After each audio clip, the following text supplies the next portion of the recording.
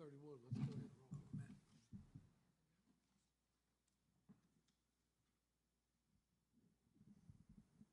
Y'all ready? Good evening. I'd like to go ahead and call the meeting to order. Kirk, if you'll do the roll call, please. Yes, sir. Jim McLean. Here. Keith Bailey. Paul Muscati. Here. Sandra York. Carolyn Lomas. Here. Cindy Nord. Here.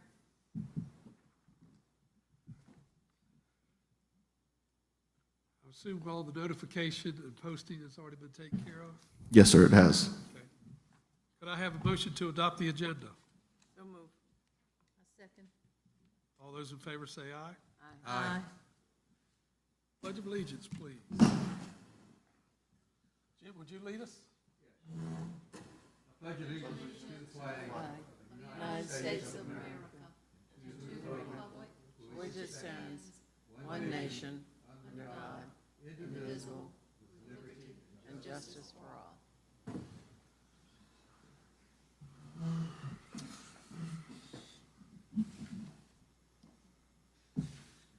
If y'all could take a minute and look through the minutes of the last meeting.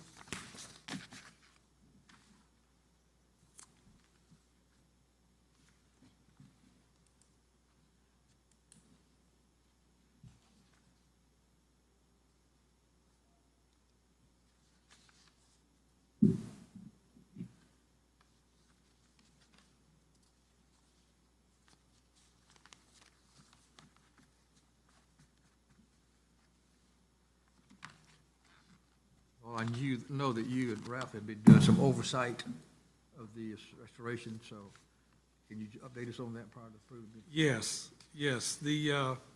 As we suspected, or as we were hoping, once they got the vinyl siding, the old vinyl siding pulled off the building, the wood was in surprisingly good shape. There were a couple pieces that needed to be replaced, but it was not wholesale like we thought. So we did our best to try to talk them into painting the front elevation. What they came back with, what they were prepared to do, as we heard at the meeting, was to paint the inset. The columns were painted, and the inset along with the louvers.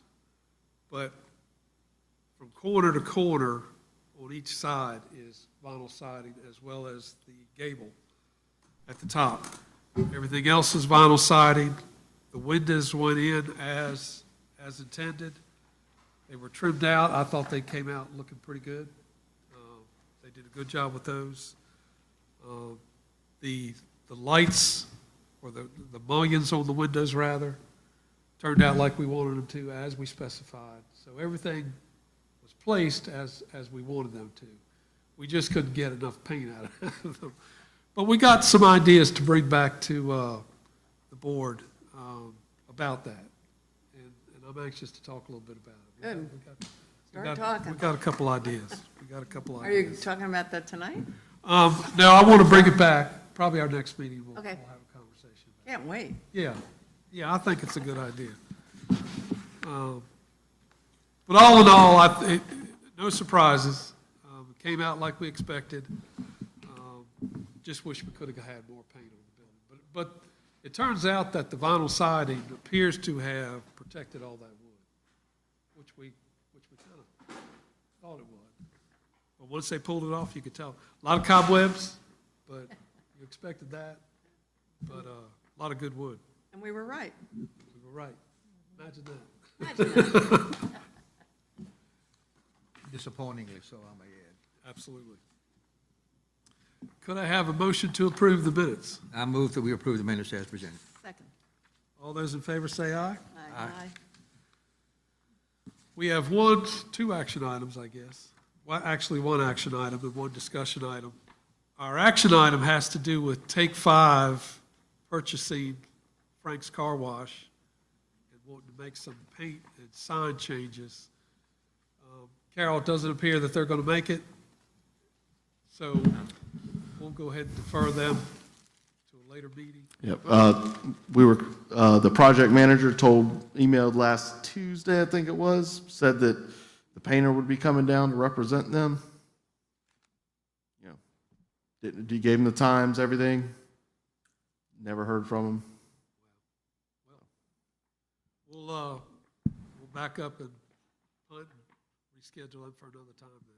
An ugly sign. Ma'am. That is an ugly sign. Really ugly. Is this gentleman with the painter? Yeah, are you for the Frank's Car Wash, take 5? All right, let's get it started.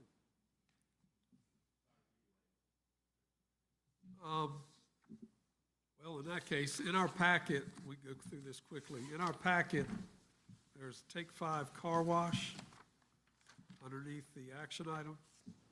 Carol, you want to talk a little bit about that for a few minutes before we start on it?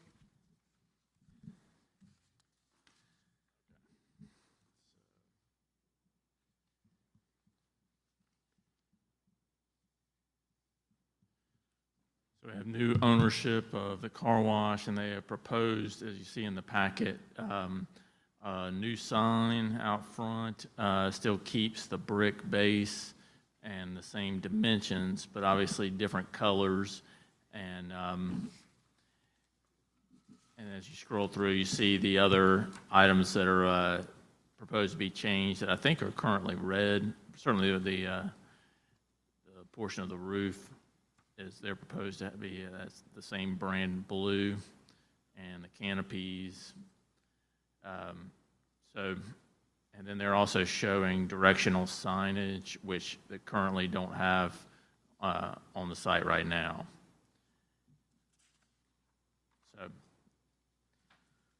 When I went through this earlier today, I went through the scope of work and numbered them 1 through 5. It's just a list of, and I would propose that we go ahead and vote on them in that order, just to Okay. make it simple. On item 1, monument, road signage, paint signage cabinet black. And while I'm talking to these, you can see the colored photos.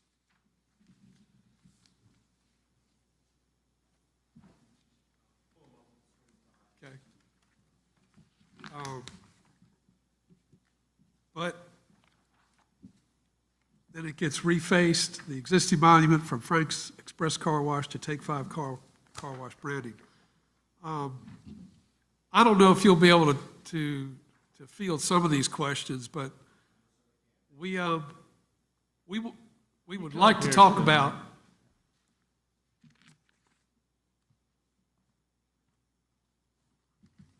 I think there's some concern with some of the colors, in particular the blue, Yes. that we would like to talk about possibly changing it. I do know in some places on this document, the scope of work, in particular the building facade, it talks about using a blue, and in lieu of the blue, an alternative color black for the Correct. signage. Can you hear me? I don't know if that's over or not. Can you hear me now? There you go. I don't know what your preference would be on the blue, whether a change of blue or what the board's. As we discussed this, we like to match the red, anything that's red to the hyper blue, and then the vacuum and the canopies, we could just go with the tricorn black versus going that all blue as well. You see page 3, next page, on the scope of work, right there.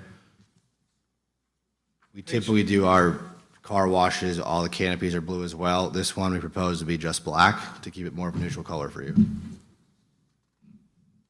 I think the canopy, just black, and we'll talk about that in a minute, is one thing. It's the use of hyper blue that I wanted to get your reaction to. I think it's a little too bright, Brighter than the red that's there existing? in my opinion, yes. Okay. So would you rather keep it a blue, just not as hyper? I don't know what the, Or what about a gray? We have a gray tone, a web gray, that we use on some car washes as well. to offset, it's still a part of the color scheme, it's just a light gray. I would think we'd have to see Okay. colors of Yeah. that. I don't know what that would look like. And I'm not a good one for colors. No, I have colors on my phone, if you'd like me to show you those. Well, let's do this. Okay. Let's note that option. Let's continue through this list and see what we can get through. 10-4. In the interest of time. Well, number one, just note that the color blue is what we're taking exception to. Okay. That hyper blue is what I'd like to Is see. that for signs as well, or is that just for the painting of the building? Anywhere that hyper blue is. Okay. Hyper blue in general. And I don't know if everybody agrees. When I first saw it, I'm a little, I didn't realize that the scope of this work was that extensive. I looked at it, I thought it was Jim, just can strictly you signage. talk in the mic? Pardon? I can't- I thought it was simply the signage. Thanks. And we just completed, within the last 6 months, the review of this entire building. And certainly with consideration to the fact that the building was right next to a historical church and so forth, and a lot of considerations given in that regard. But personally, I'm against painting, doing anything with the building with the blue at this point. The sign is maybe one issue, but when you look at the aspects of the building, including the awning, the top of the building, changing of the canopy, I think it's an extensive change that I don't think we need to have a little more input and thought process as to what we do. If we're talking about the sign, it's one thing, but when you get into the rest of the building, it's more than I would want to venture out on without some additional thought. Again, we have the church next door, a lot of things that we've considered in this thing to make sure that it blended with the church. And this is going to take some additional thought on my part before I'd be willing to approve. And understanding as to what kind of the extent of all these changes. Carol in the city, what you, Yeah, I find the sign very ugly, really ugly. And I think the brickwork that we worked on and everything makes it look better, and that just takes that away from me. You're I talking agree about with Jim. the actual logo itself? What? The actual logo? Yeah, it's ugly. I'm not on the marketing or design team, I'm just a construction guy. For Driven Brands, Take 5. So this is the logo you don't like? That's it. Carolyn, what are your thoughts? Well, with Cindy, looking at the sign, it does pop, that's all you see, I think. And could be toned down. I also, I don't object to the black on the outside structure. I did go by there and look at it, and I thought maybe that might, that would be, soften it. The one thing I did like, but I don't know if I like the size of them, and this is not on topic one, is the entrance and exit signs. I think that was a good, those signs I think are good because of safety issues. You don't know exactly where to turn. The directional signs? Yes, sir. The arrows? Yeah. And I don't know the size of them, how it is in relationship with other things, but I did think that was good. Yeah, I don't like the black, it just stands out more than it needs to, I think. It's red existing, so Can you speak in the mic? I'm sorry. I'm sorry, it's red existing, so would black, gray, what other neutral colors would be acceptable by y'all? The first one, you mean? Yeah, the original building right now, the canopy, everything on it is red. The Frank's Car Wash is a red car wash brand. The top of the roof has red, there's red canopies above the windows and the doors. And the sign at the front of the road is red.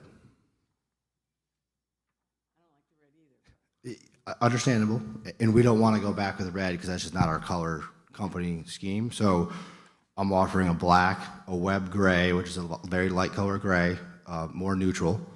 Something that would blend in with the brick, because I think it looks nice. Yes, we're not touching the brick. The brick is staying the way it is. We're just talking about the accents. Frank's is red, I or don't think the accents help us. correct. So you'd like to see a gray or a black for the whole property. Gray, something that blends with that. Okay, we can submit our other colors, web gray, tricorn black. back to you guys. Tricorn, you guys see on page 3, I think. Yep, page 4, sorry. That's the tricorn block.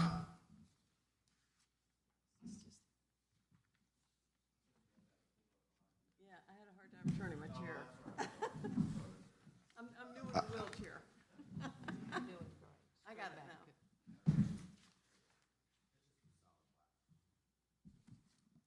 But I think what she was saying, she likes it as it is with that kind of color scheme. Yeah. This, right here. Yeah, I don't like that. Yeah, I think what we want to do with the church right there, for me as an artist and aesthetic person, have things blend in as much as possible. It's kind of, car washes are ugly. You know, I think you're doing a good job trying to make it as best you can, but let's really make it. Let's not say, oh boy, let's stick this out with black or blue or whatever.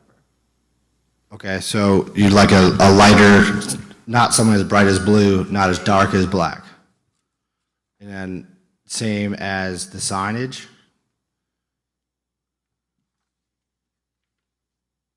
Because the signage matches our color scheme as a company. I think if you substituted black for the blue, in most cases, like particularly on the canopy, it would, certainly would look better. And, but not, just remove all the accent colors with blue and maybe substitute it with black. Or gray. Or gray, or Tan something color, that, something you know, that blends the better. tan that would go with the brick looks nice. Yeah, we can give you guys some options for a beige, black, gray, to get approved by y'all, and then we can move forward from there. I mean, your eye goes immediately to that black, and it just, for me, is, like you said, it just sticks out. I don't like We can paint the canopies white. I know we're still not there yet. We're talking about the monument, but if you want to move on to the next one, we can keep running through, or we can keep. I think it's going to be the same as we go through Okay. the blue and the black. So we'll remove the blue, no blue, that's for sure. And we can design and resubmit a mixture of white, gray, or black. I think with the canopies that you just pointed out, a white there or a light gray there, it won't be so harsh. It won't stick out so much. I think that's probably a step in the right direction. So would you guys prefer a white, a gray, somewhere in the middle? I think a couple different options is Okay. probably called for. And part of our concern tonight is, this is not your fault. We were expecting someone else to be presenting, because we had some other questions, landscaping and a few other issues. I can handle all those questions. All right, we'll get to landscaping after we get through with Yes, sir. So he's gonna come back to us with that? Is that your Yes. idea? Yes, that's Mine too, yeah. So we'll resubmit the same presentation with a different color scheme on there. And that is just to make sure I have all the correct information for the canopies, for the road sign, and for all the current red accent. We have to come up with something different. And Including the towers. including the towers, yes. Everything that's red in the building right now, we will paint to a color of your liking and something that works along with us as well. And the awnings. Make sure. And the awnings will replace, are they steel awnings, do you know by chance, or are they cloth? Question was what? Do you know if they're steel or cloth by chance? the awnings. Is that metal or is that cloth? I think it's metal. Okay. I think it's metal. We'll paint those too.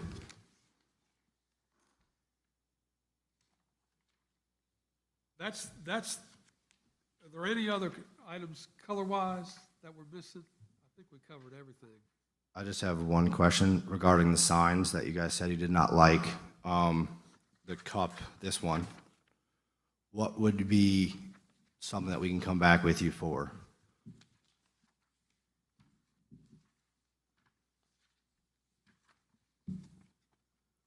What is, Not ugly. okay, I'm on the construction team, ma'am. I'm not on the design marketing team, I promise. I mean, it's like, it's Somebody couldn't come up with anything, so they slapped It's this just, on there. it's just a little too elementary. Okay, so you're looking for more of like a words, Take 5 car wash and a worded brand, or? I mean, I don't even get the Take 5, I'm sure it means something. I don't care. Got it. So we have to rework a logo for the monument on the road. Or have it in black and white letters, Take 5 car wash, et cetera. And again, I'd bring a couple options. Yeah. 10-4.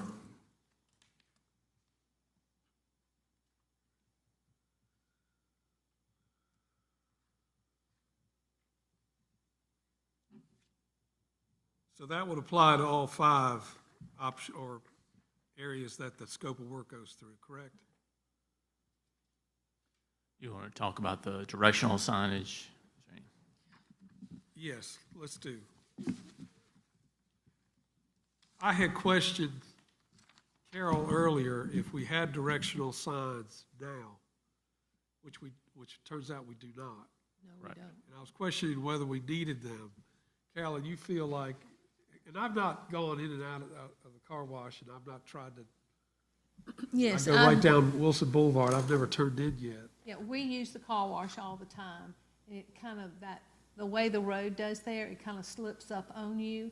And then as you're leaving the car wash, you're wondering which way is the exit, because the exit and the entrance are the same road. I mean, are the same area. Right. So I thought that, I don't know, I haven't looked specifically at the size of the signs. I don't know what they're made out of. I mean, I can see the tubing, et cetera, there. But I think the directional signs would be helpful. In full disclosure, I do use the car wash. I like it, very nice. So I am going in and out there a lot.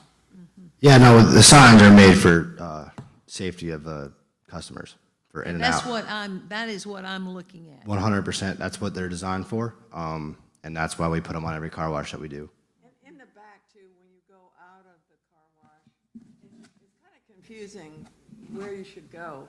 And there's an outer road that you're supposed to go on. That's a little confusing. Yes, we'll, as long as it's approved, we'll put directional arrows on the driveway as well when you're leaving the car wash to go. To let you know where you're. Correct. Mhm. That's standard for us. I don't know much about signage, but it looks like these are, the top of the arrow is 3 feet. Does it necessarily need to be 3 feet? And I was just going to say, I don't know. It looks like 3 feet by 2 feet long. I don't know what it should be. I don't either. We can look in the Is that ordinance. something See, this is 2 feet. Is that a dimension you've used elsewhere? Yeah, our signs are pretty standard for the parking lot, entrance, exit, go here, go there, arrows for vacuums, et cetera. They're all standard across the country. I probably can get my hands on one if we had to meet again to bring in person. Don't know. I got to get the sign company, see how fast I can get one. If it's possible, if not, If not, I could do a printout. just a scale. I can go a scale printout for you, and then therefore you can see at least on paper. What the ordinance says is on-premise directional traffic flow signs not exceeding 4 square feet in area apiece and not exceeding the number of ingress and egress points. What was that And area? it is 4 square 4 feet square feet. is the area. This is more than.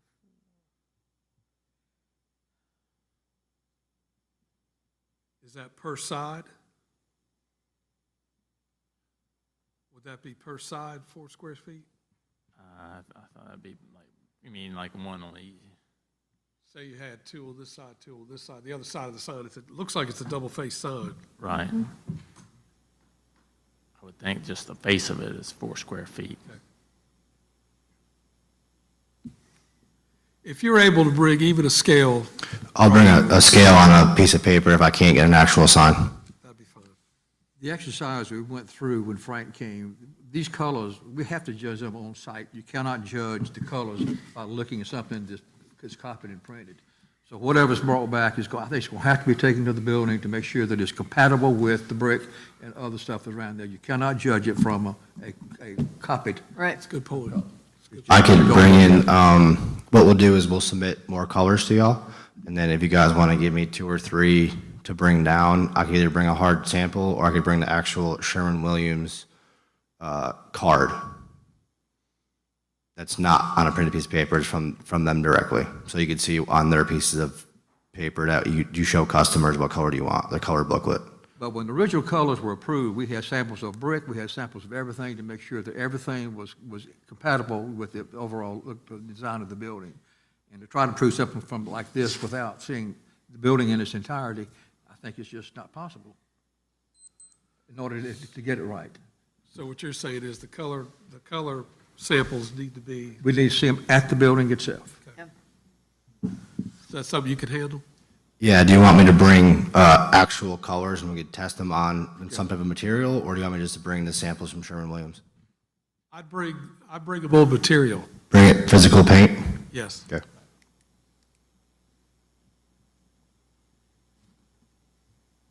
And that's going to be for the black, the white, the gray, whatever beige, whatever color we decide or group together. I'll bring a sample for the canopy, the signs, the rooftop, the awnings, etc. Please. Jim's right. There was a lot of time and effort put in to try to get the colors right, and for the most part, we're dead on it. It turned out a lot better than I suspected it would. But we just want to make sure we continue down that. 100%. If that's it for colors, Jim, do you want to review some of the concerns with the landscaping that you brought up?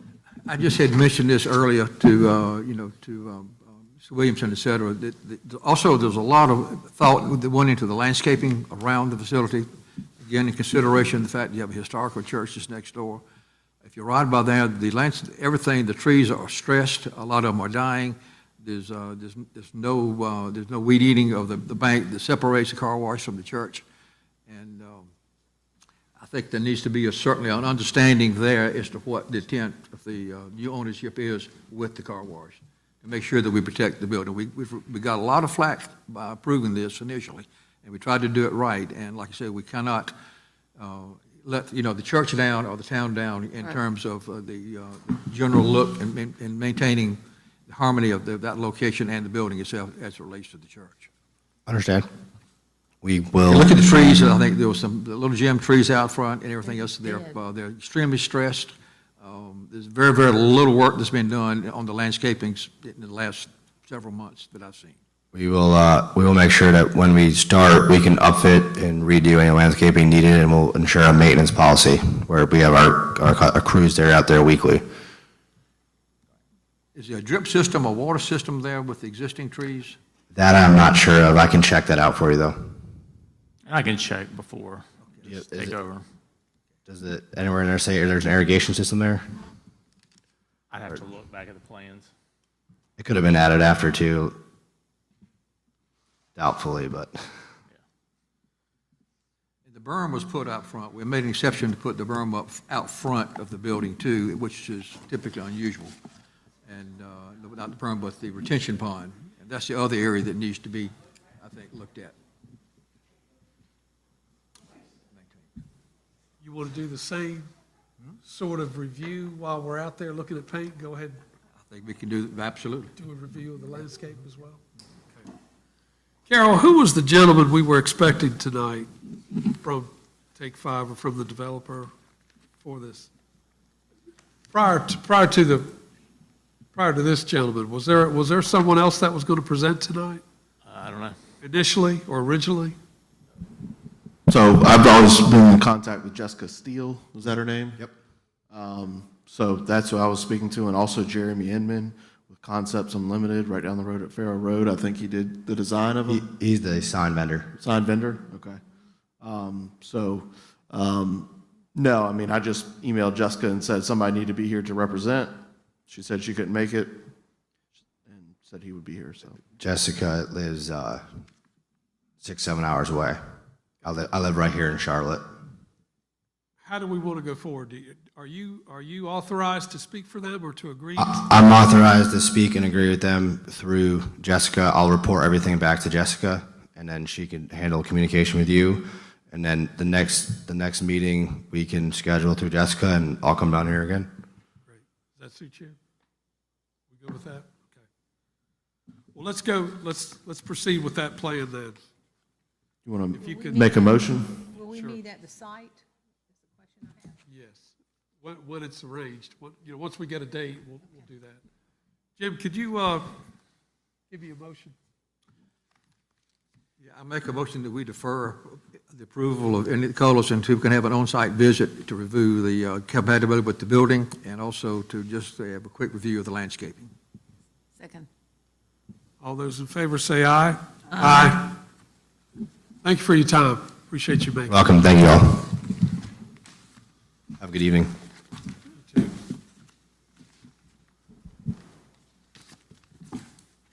Now, for the highlight of the evening, we have asked Amy Moore and Chloe,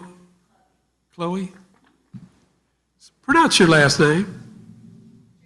Jaco, okay.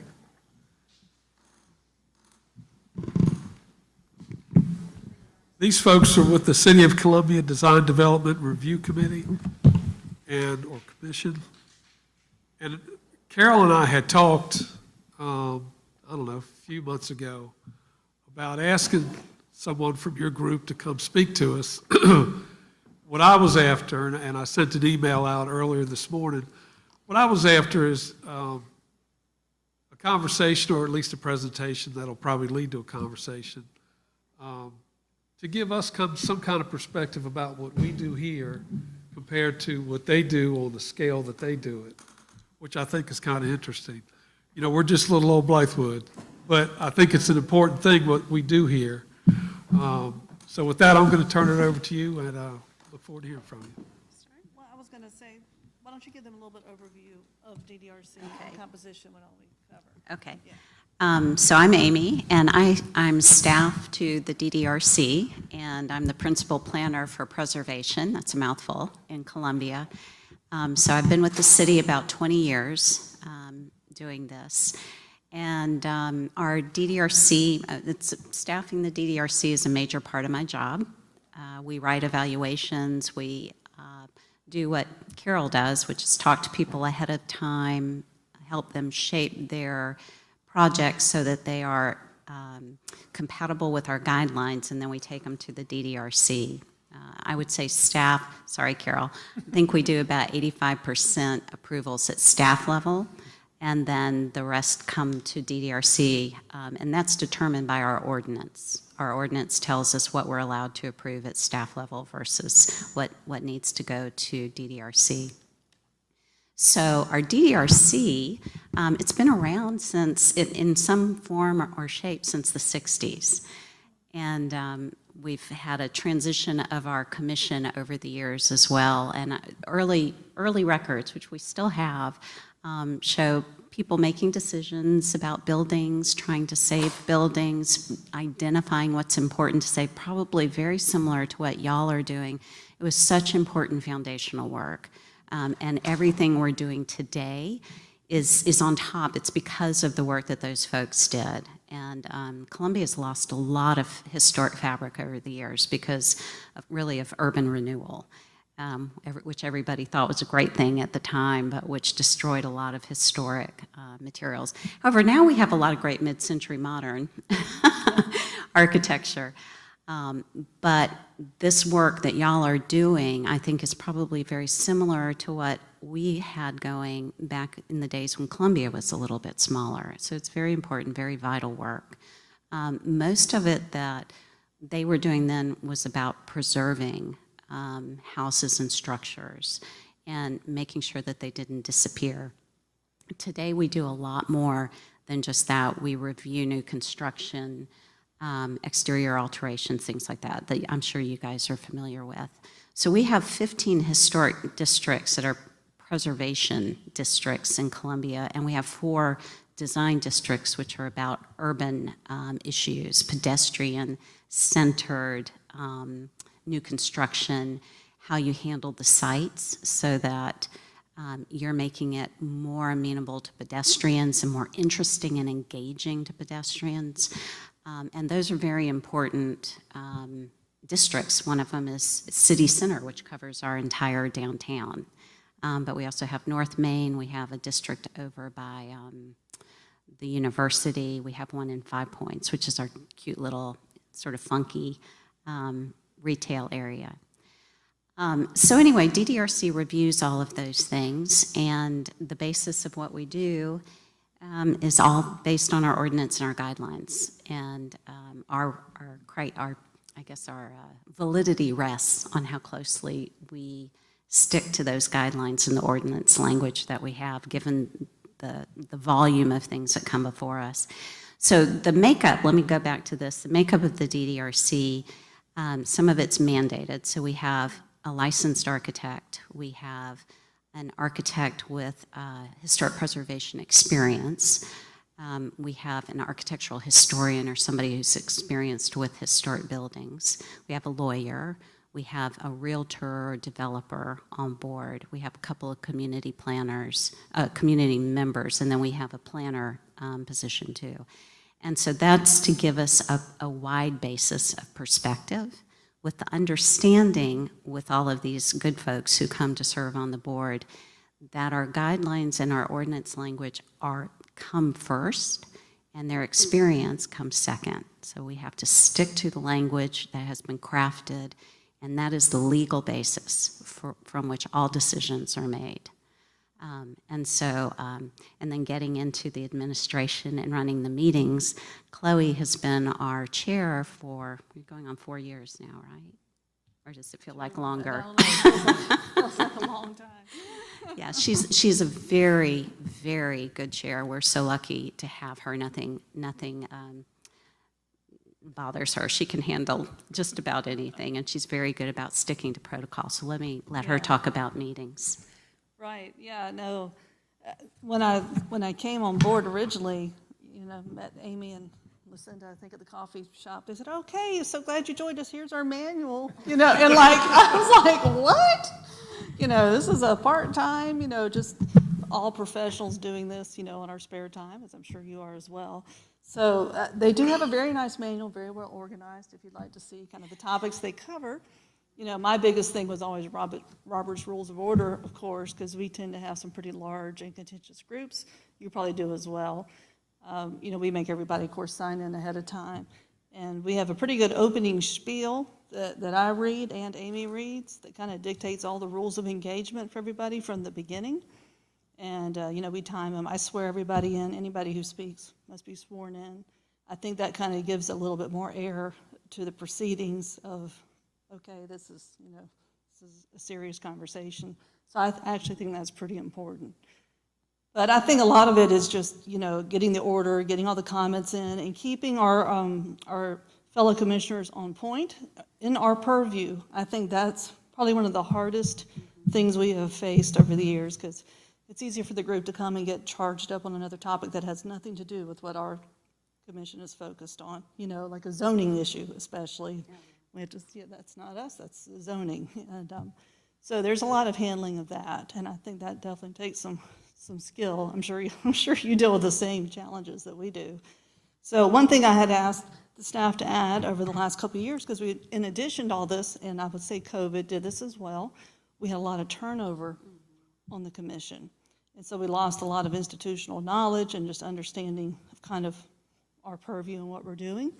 So I did ask Amy and her staff to add kind of a section on our meeting minutes ahead of time on the agenda that has precedents, because it was so important that some of these new people understood. I mean, if you're going to go against our precedents, you have to give a very good explanation to get approved on our commission. And I think we've done a pretty good job with that the last couple of years, and that's really hard. That's one way to kind of weed out the kind of extraneous or personal side, right? Like keep it focused on, here's our charge, here's precedents. If we're going to deviate from this, we have to explain it, at length. And I've told the staff full rein, if it's not a good enough explanation, you tell us until we either find out if there's a good explanation or do we have to defer it, study it more, whatever the issue is. So that was probably some of our biggest lessons learned the last 2 years. Because, we'll get in the paper pretty fast if no one likes the decision that was made. So I think that's pretty important. Trying to think what else. Those are probably some of the highlights of running the meeting, and just trying to get good candidates in who are interested and wanting to serve and show up. Having a quorum, it can be a challenge with the schedule. So I think we actually have a couple empty spots right now, don't we? Two, yeah. So I usually send some friendly reminders every few months to, city council, just, hey, we need to get these filled, because sometimes it can be kind of a challenge making sure we have a quorum met. So that's kind of my biggest focus right now. Any other topics you could think to cover? Well, I can talk a little bit more about guidelines and precedents. Yeah. Which it sounds like you guys have a lot of development or some big development coming in, and y'all are in a really critical spot perhaps in your development right now, because you are still small but growing. And so, in terms of what Chloe was just talking about, in terms of making decisions, having really good guidelines, and I scanned yours. Thank you for sending them. I didn't have a lot of time to read through them, but making sure that those are as strong as y'all need them to be. Guidelines and ordinance language is very exact. Guidelines are this gray area where you have guidelines a lot of times, because they're intended to be general, to cover a lot of eventualities, but at the same time, they have to have enough of a concrete basis for you to make good decisions from. So they have to be relatable to a lot of different situations. And so that can make it tricky, and that's why setting precedents and sort of saying, this is why we're making a decision, the way we're making it, we're gonna do that. And the next time something similar comes up, you have that to fall back on. And I guess, I mean, I know in Columbia, it feels like it's a big, small town. We run into people all the time who come up before us with projects. And our board members have to recuse because they work for the architecture firm who's got the project coming in, things like that, which always makes quorum really exciting. But those things are just so important in terms of really being able to stick to the decisions that you have made in the past, and to say this is really to have your legal basis. We have, because we're large enough and we have a lot of projects coming forward, and we have a lot of people who don't like historic preservation in part. It's not always preservation, but frequently, but we have enough legal cases right now to keep a chart. And I will tell you, as you grow and as new construction comes in, or as you have more preservation, you start to identify perhaps more resources. You really do need to have very clear language and a very good understanding of how you approach all of those decisions. It's one of the best pieces of advice I can give y'all. Because the judges, if anything, our stuff goes to circuit court to be appealed. Is that true for y'all? Yeah. And so it's been a real education for me over the years, if something does go to court, how the judges handle it. And they're not experts either in preservation. So they really rely on your minutes. They rely on your videos. If they see anything out of order or not according to protocol, or if somebody, I loved it, you kept saying, could you speak into the mic, please? Because it's so important, because if you miss that during a meeting and you can't record that, then we've had something thrown out because the conversation could not be heard. Now, I don't want to scare you, but I just want to tell you, as things grow and as you expand and work with your community, it's an important thing to keep in mind, and to keep those decisions you're making based on the language that you have. So but it's such good, important work.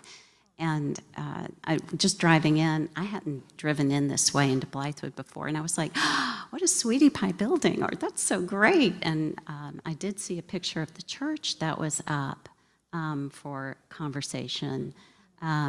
I happened to catch that meeting, and I looked it up, and beautiful building, just beautiful building.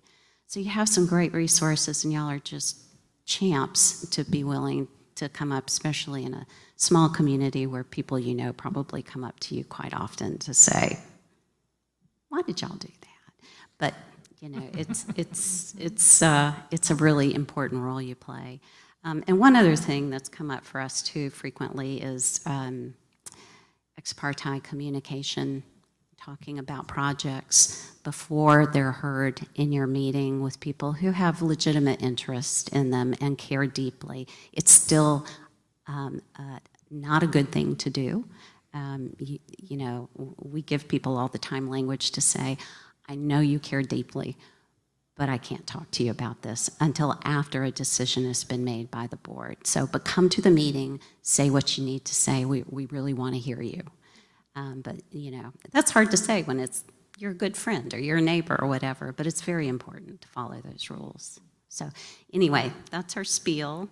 Those are sort of some of the things that I've gleaned that are the most important things over the years for us. But I would love to hear, if we have time, what's most important to you guys, and what y'all are, you know, what your areas of need or your questions might be. One of the latest projects we had was the church. With the exterior of the building, they got approved to put siding on it. We wanted to put paint. And the problem we got into was one of funding or grants, trying to go after grant money not being sufficient. And what we ran into was an issue where the church leaders only had a certain amount of budget to work with.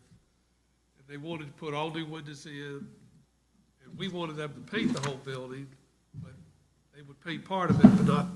And what it came down to is a matter of funding. Mm-hmm. And of course, we require them to fund 100% of what they come to us for. Mm-hmm. We're trying to figure out a way to get across that bridge, you know. And I don't know. Carol and I have talked a couple times that perhaps there's a way to have a fund of some kind that you allocate to certain projects. Mm-hmm. What worries me is if we don't figure out a way to help fund these projects, they're just going to quit working on them. Mm-hmm. The church will pack up and go somewhere else, and that building will be left standing by itself. I would imagine most of your projects, though, are projects with developers and architects with a budget. No, I was going to say, no, we have a mixture of stuff, projects. One of the problems we had with the church too is that when the church came to us, the clock had already started ticking, and you know when you to fund grants take time to write, they take time to put in place, and so we were crippled from a time standpoint, and the funding couldn't be raised in a timely manner that the church wanted to go ahead and move forward with what they were trying to do as far as preserving the building. So when the applications come to us, at that point, when you start trying to raise funds to do the historical restoration, it's difficult because it'll take you a year sometimes to reach these funds. These funds are out there. I think you all would agree, but you can't just snap your finger and they'll write you a check for it. But in the case of the church, that building was probably one of the most historical buildings in Richland County, and it was a missed opportunity that we had, and I think a missed opportunity with the church too, if not to taking the church back to its original condition. Think of like sacred spaces, you know, right? Yeah, so I think that's one advantage of us at least having some staff.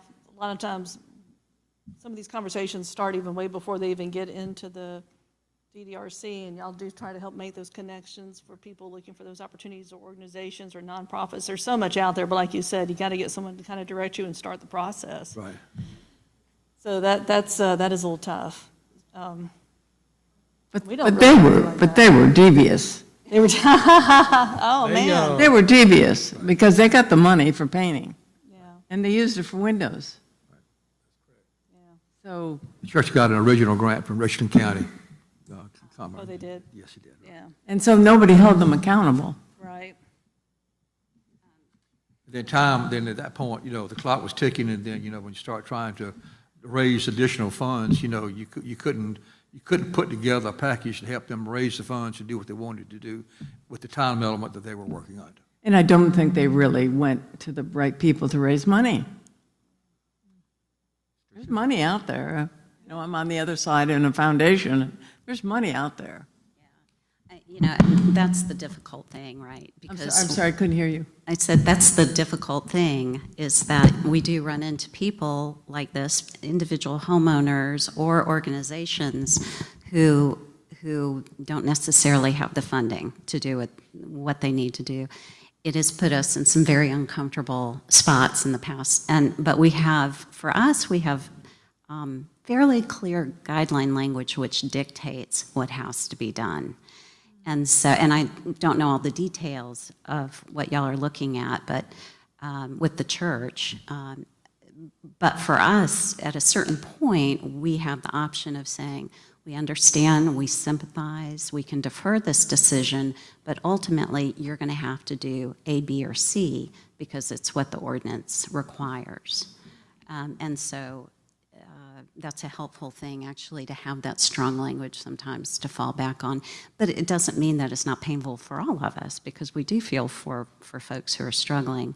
But there are places, well, Richland County, y'all already know about. Sacred Spaces is another program for congregations. But a revolving loan fund of some kind would be ideal to at least give people a percentage of the money, you know, to get in there and get the work done. We do not have one of those. We've had a difficult time raising money at the city for our preservation programs.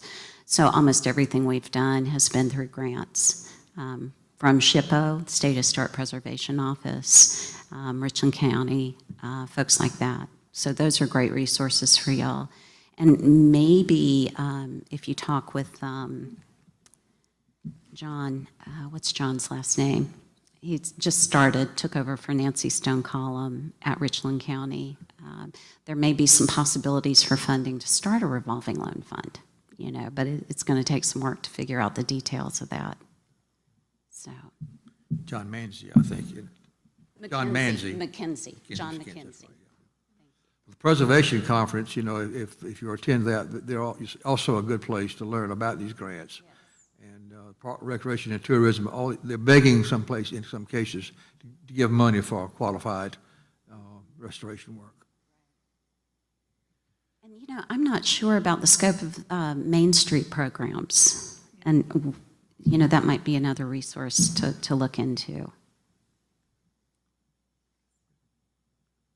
After all these years, are your ordinances past the point of tweaking them anymore, or do you constantly tweak? I wouldn't say we constantly tweak, because every change we make to an ordinance has to go to our city council, which means that it opens up potentially a whole can of worms, which we don't want to open, so we're very careful about that. But we did, with our guidelines for our neighborhoods in the last couple of years, we redid those without changing the language, but we tried to make those really clear for the users.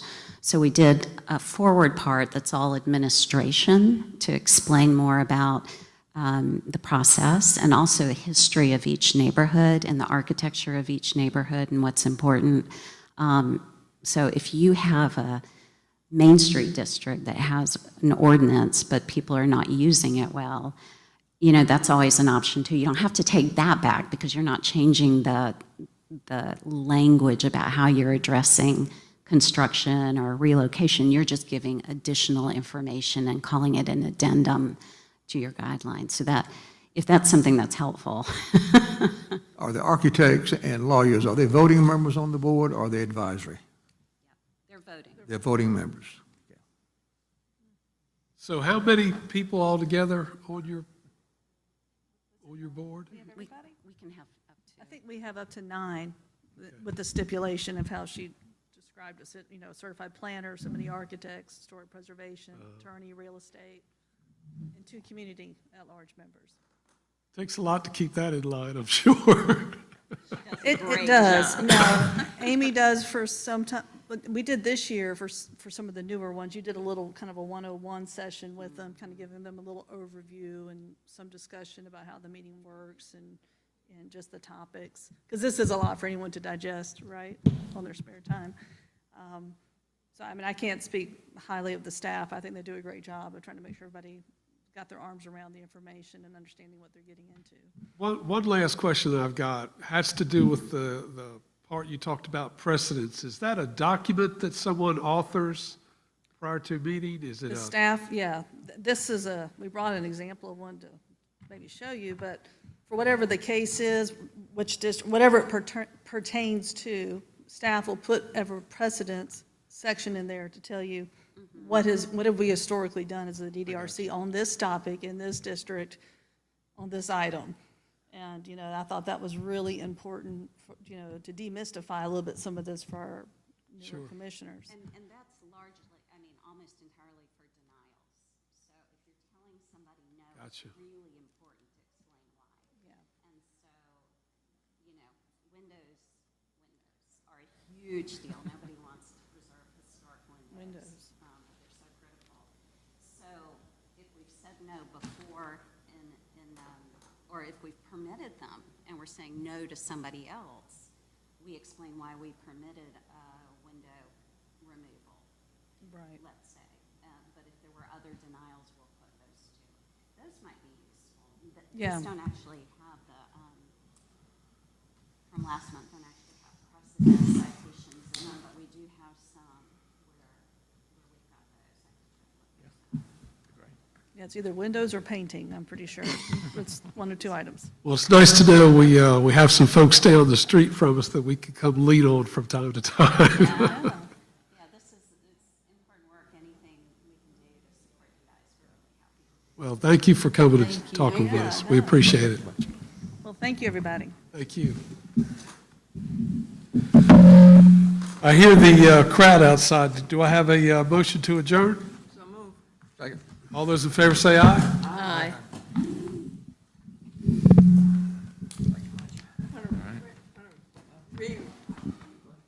Put me back over there.